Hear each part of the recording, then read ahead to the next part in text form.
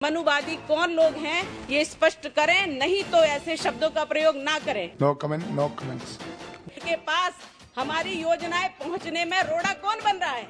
हम किसी विशेष जाति के बंधन में नहीं बंधे। हम कहते हैं, इस बात का प्रमाणित करती हूं मैं, हम सब अपने अपने क्षेत्र की बात करते हैं, अनुसूचित जाति जनजाति की बात करते हैं, वनवासी क्षेत्र में रहने वाले समस्त जातियों की बात कर रहे हैं। और आज ये जो संशोधन लाया गया है, इस तृतीय संशोधन में हम उनको सम्मिलित करने की बात कर रहे हैं।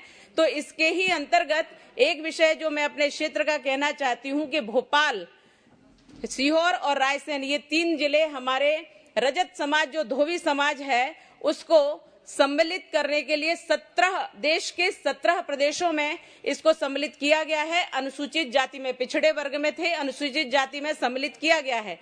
परंतु मध्य प्रदेश में सिर्फ 3 जिले हैं। उन 3 जिलों के अलावा पूरा मध्य प्रदेश में वो पिछड़े वर्ग में आते हैं। इसलिए वो समस्या खड़ी होती है कि जब भी उस अनुसूचित जाति में जो आते हैं उनको पिछड़े वर्ग में, कहीं जाते हैं तो पिछड़े वर्ग में माना जाता है, कहीं जाते हैं तो अनुसूचित जाति में माना जाता है। एक तरह से उनका विकास कहीं ना कहीं असंतुलित हो रहा है। और इसलिए उन पूरे मध्य प्रदेश में इस धोबी समाज, रजक समाज को अनुसूचित जाति में सम्मिलित किया जाए, यह मेरा आग्रह है। और इसके साथ ही मैं ये कहना चाहूंगी, कहीं भी उनको शिक्षा, स्वास्थ्य, उनके विकास, उनकी उन्नति और सब प्रकार से उनके विकास को देखते हुए उसमें उनको आगे बढ़ाने का हम सब मिलकर के प्रयास करते हैं। हम किसी विशेष जाति के बंधन में नहीं बंधे। जैसे हमारे बंधु अभी कह रहे थे कि मनुवादी लोग, तो मनुवादी कौन लोग हैं ये स्पष्ट करें, नहीं तो ऐसे शब्दों का प्रयोग ना करें। क्योंकि एक तरफ वो कह रहे हैं कि गुर्जर मुस्लिम, एक तरफ कह रहे हैं कि मनुवादी। इसका अर्थ क्या है? हम किसी जाति के बंधन में नहीं। मैं कहती हूँ, मेरी परिभाषा विस्तृत है, वसुदेव कुटुंबकम की परिभाषा है। और हम वसुदेव कुटुंबकम की परिभाषा को मानते हुए विश्व को अपना भाई मानते हैं और उनके निरोगी होने की कामना करते हैं। हमारे भारत में ये भेद नहीं।